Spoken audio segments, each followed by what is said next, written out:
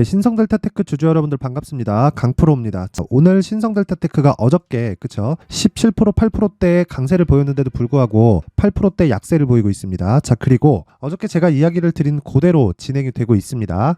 주식시장에서는요 시세를 확인하는 과정이 필요합니다. 그리고 항상 저가를 잡으려고 하면 안 돼요. 저가를 잡으려고 내가 확인을 하지 않고 매매를 하게 되면요 그쵸 이런 상황이 벌어지게 된다는 걸 다시 한번 보여주는 그런 사례가 남았습니다. 그리고 제가 신성델타테크 관련해서는 소통방에서 계속해서 이야기를 드리고 있는데 어저께 같은 경우에도 제가 이야기를 드렸던 내용이 그쵸 시세가 확 나오기 시작하니까 신성델타테크 급등 중 개별 호재가 붙었습니다. 초전도체고 뭐고 이런 급등세를 보이는 건 매매하면 안 된다는 겁니다. 정역배열 구조를 잡는 게 우선입니다. 절대 매수 금지라고 이야기를 드렸고 오늘 8%대 약세를 보이고 있습니다. 그런데 제가 계속해서 한 방이 남았다고 이야기를 드렸어요. 그 부분이 왜 아직까지도 한 방이 남았다고 이야기를 드리는 건지에 대해서 오늘은 디테일하게 이야기를 드리고요. 제가 대략적으로 어느 정도의 매수를 하려고 하는지를 제가 이야기를 드리도록 할 테니까 영상 끝까지 시청하시고요. 그리고 구독과 좋아요 그리고 이해가 안 된다 하는 분들이 있으시면 댓글로 남겨주시면 제가 다음 영상에 내용을 추가해서 올려드리도록 하겠습니다. 자, 시작하겠습니다. 자, 우선 신성델타테크는 초전도체 관련주로 시세를 강하게 냈죠. 근데 앞으로 더 이상은 초전도체 관련된 모멘텀을 붙이면 안 됩니다. 왜? 초전도체는 실적으로 연결될 수 있는 상황이 아직까지는 아니에요. 앞으로는 우리가 어떻게 될지 알 수 없으나 주가 측면에서 봤을 땐 실적에 대한 증명이 돼야 주가가 올라갈 수 있는 상황에 있습니다. 그리고 신성델타테크는 원래부터 성장주가 아니었습니다. 성장주가 아니었어요. 그래서 신성델타테크를 볼 때는 가격을 앞세워서 봐야 된다고 이야기를 제가 누차 드리고 있고요.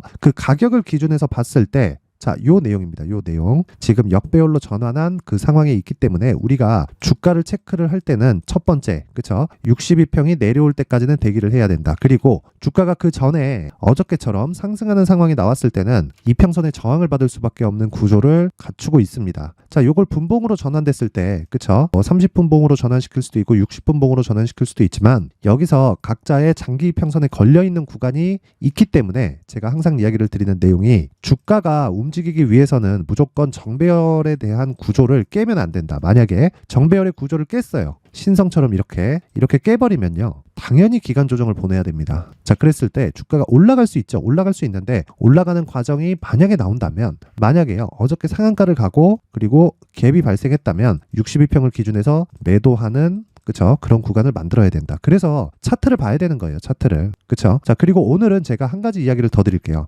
지표를 기준해서 이야기를 한번 드릴 텐데 RSI 지표를 제가 이야기를 드리겠습니다. 자, 신성델타테크가 요렇게 됐을 때 그쵸? 초전도체 관련된 내용이 붙었을 때 어떻게 됐나요? 그쵸? 여기서부터 과열권으로 들어갔죠. 과열권으로. 그쵸. RSI는 상대 강도 지수라고 다 이게 0부터 100까지의 수치를 가지고 주가가 이 안에서 놀아요. 그쵸? 이 안에서 노는데 여기서 싸게 살라고 침체 구간에 매수를 하는 사람들이 있습니다. 이거 아닙니다. 이거 아니에요. 침체 구간이라는 건 침체 구간에 있는 주식을 산다는 거예요. 즉 매수세가 상대적으로 떨어지는 주식을 사겠다는 겁니다. 안 되는 거죠. 그쵸? 그러면 지금 어떤 상황이죠? 침체 구간에 들어가기 직전에 있죠. 그렇죠. 그리고 특별한 수치가 아닙니다. RSI 14는 RSI의 기본 수치라고 보시면 됩니다. 여기서 수치를 바꿔가지고 이렇게 가는 거죠. 수치를 한 10으로 바꿔요. 그러면 당연히 침체 구간에서 변동, 그렇죠. 변동하는 기준치가 나오겠죠. 그렇죠. 근데 기본 수치가 RSI 14예요. RSI 14. RSI 14라는 건, 자, 캔들 14개를 기준해서, 그쵸? 캔들 14개를 기준해서 상대 강도를 체크를 하는 겁니다. 그쵸? 그렇게 보시면 되고, 지금은 침체 구간에 있는 상황입니다. 자, 주가가 올라갈 때 보세요. 그쵸? 과열권에 있다. 자, 보세요. 과열권에 있다. 자, 보세요. 과열권에 있다. 그쵸? 여기도 보시면, 자, 보세요. 과열권에서 추가 시세가 발생하는 걸 볼 수 있고요. 그리고, 자, 침체. 반등하지만 여기서 매수하는 거 아니죠? 그렇죠. 왜? 정배열이 아니니까. 자, 정배열로 전환되긴 했지만 과열권에 들어갔나요? 아니죠. 그리고 신고가도 만들지 못했다. 자, 신고가에 대한 의미를 이렇게 해석을 하셔야 됩니다. 그리고 나서 여기 그렇죠. 23년 1월달 침체 구간을 찍고 저가를 만들고 반등이 나오긴 했지만 바닥을 만드는 과정에서 몇 달이 걸렸죠? 2달이 걸렸다. 그러면 내가 RSI만 보고 매매를 한다면 어떻게 되나요? 침체. 그리고 또 침체, 또 침체. 1년 동안 물려있게 됩니다. 안 된다는 거죠. 네, 무조건 과열권에서 매매를 하는 겁니다. RSI는 무조건 과열권에서 매매를 한다. 과열권에서. 자, 그리고 여기다가 실적을 제가 한번 붙여드릴게요. 자, 22년도의 실적을 보겠습니다. 왜 침체로 갔는지 간단하게 이해가 될 겁니다. 자, 20년도에 134억, 21년도에 350억, 22년도에 320억. 그쵸? 20년도 대비해서 21년도와 22년도의 실적은 좋아졌다는 걸 볼 수 있죠. 물론 21년도 대비해서 21년도의 실적이 좋아진 상황은 아니죠. 왜? 매출은 늘어나긴 했지만 이익률이 떨어졌잖아요.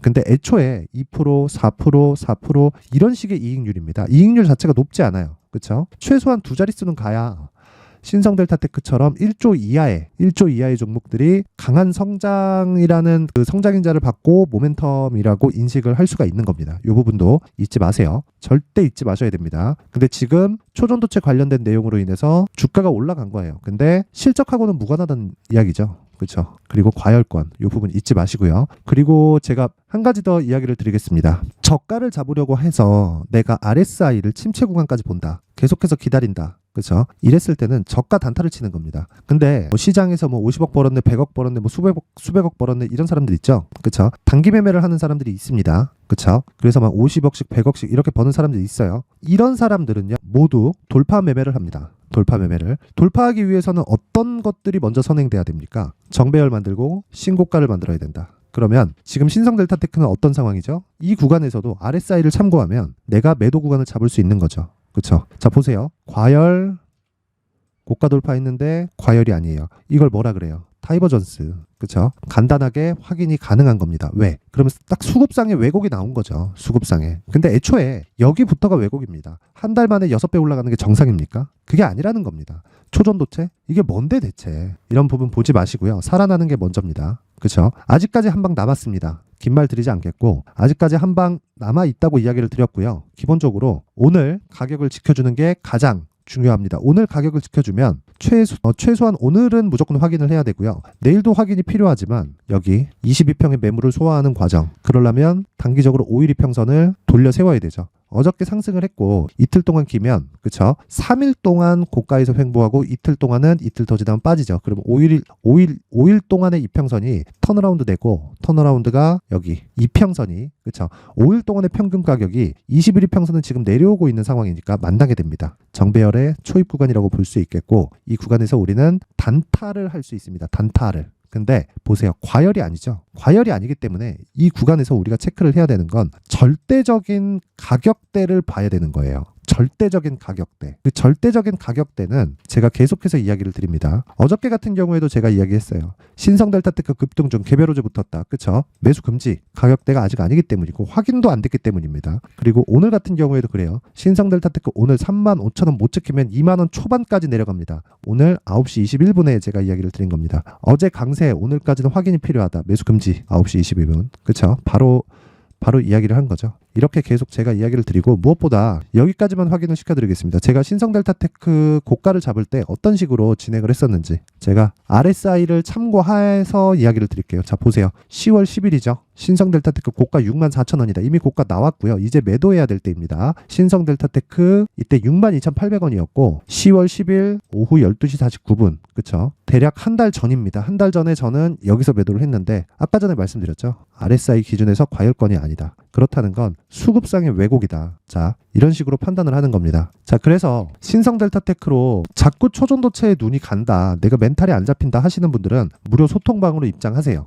입장하시면 제가 멘탈 확실하게 잡아드리겠습니다. 영상 상단에 있는 전화번호로 참여라고 문자 보내시면 되고요. 입장하시면 제가 계속해서 여기 11월 14일 단기 매매를 진행을 합니다. 오늘 같은 경우에도 최대 3종목이 나가는데 3종목에 대한 움직임을 한번 체크해 보면요. DI 동일, 그리고 S&T 다이나믹, 그리고 VT 이렇게 진행이 됐고요. 내용 확인합니다. DI 동일 보면 지금 자 이런 식으로 3.87% 그쵸? 이렇게 진행이 되고 있고 고가 장중고가는 6.9%까지 상승이 나왔고 지금은 3.8%대 그쵸? 시가 대비해서 한 3% 정도의 수익권에 있습니다. 이게 어저께 신성델타테크가 올라갔었던 18% 수익보다 작다고 보시나요? 이런 부분을 계속해서 진행을 하면 그게 아니라는 겁니다. 어저께 18% 올라가고 지금 8% 빠져요. 못 지키면 내일 추가적으로 하락할 수 있어요. 이건 맞는 매매가 아닌 겁니다. 우리는 개인 투자자예요. 그렇죠? 기관들도 50% 60% 빠지기 전에 보고서 쓰고 손절합니다. 왜 매수를 했는지. 그렇죠? 근데 그 보고서에다가 이렇게 썼다고 쳐보세요. 초전도체가 앞으로 세상을 바꿀 거니까. 얼마나 웃깁니까? 이 자체가 말이 안 되는 거예요. 그렇죠? 이해하세요. 자, S&T 다이나믹 보겠습니다. 3.8% 강세. 지금 시가 대비해서 3%대 수익 구간에 있습니다. 항상 저는 장 시작 전에 그 종목을 체크해서 진행을 합니다.